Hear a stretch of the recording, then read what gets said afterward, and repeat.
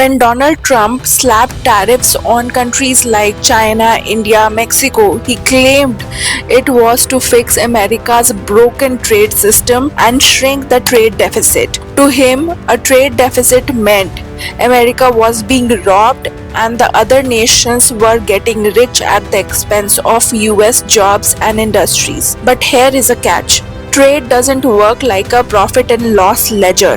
A trade deficit doesn't automatically mean a country is weaker or is being cheated. In fact, it often reflects strong consumer demand and investment opportunities. In this video, we will unpack the biggest myths around trade deficits, what they really mean, why America runs one, and how blaming it on other countries totally misses the point. Now it's time to dig deeper into something people rarely question, which is the idea that is the trade deficit always bad? Is it really a weakness or just a misunderstood part of global economics?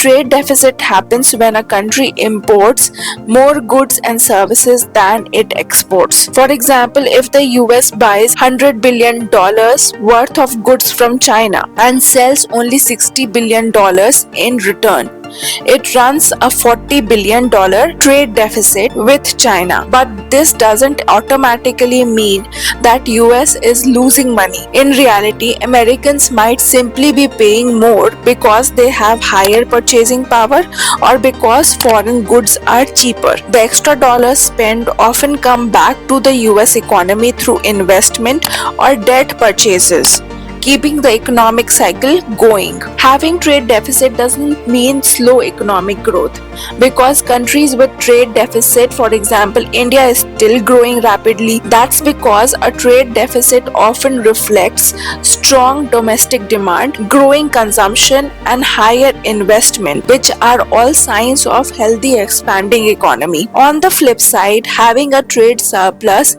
isn't a guaranteed indicator of strength. Countries like Germany and Japan have long enjoyed trade surpluses, yet in recent years they have faced serious economic slowdowns due to weak domestic demand, aging populations, and sluggish innovations. The surplus can mean a country is not investing enough in its own future. So the idea that deficit is bad and surplus is good is overly simplistic and can be dangerously misleading. Trump sees the trade deficit as a sign that money is being drained from America and even calling it a threat to national security. For decades, our country has been looted, pillaged, raped, and plundered by nations near and far, both friend and foe alike. American steel workers, auto workers, farmers, and skilled craftsmen, we have a lot of them here with us today.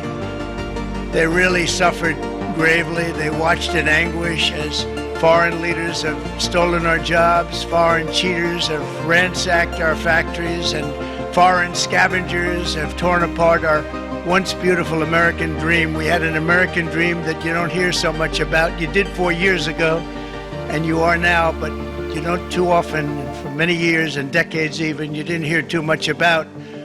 Our country and its taxpayers have been ripped off for more than 50 years, but it is not going to happen anymore. It's not going to happen. But economists argue that this view is deeply flawed. The US trade deficit is largely driven by strong domestic consumption, which means Americans simply buy more goods than they sell abroad. Plus, Trump's obsession with goods ignores a crucial part of the equation, which is the services. The US runs a massive surplus in services, especially in areas like finance, software, and intellectual property. So while goods may show a deficit, America's innovation and expertise are quietly earning profits in the services sector that don't generally make headlines, but they do matter in the bigger picture. Trade works on the principle of comparative advantage, which is the foundational concept in economics. Countries don't try to produce everything. Instead, they specialize in what they can produce more efficiently and at a lower cost compared to others. They import what would be costlier or inefficient to produce domestically.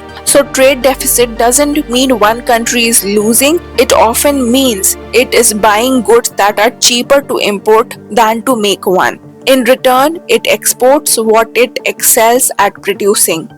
This back and forth is the very engine of global trade.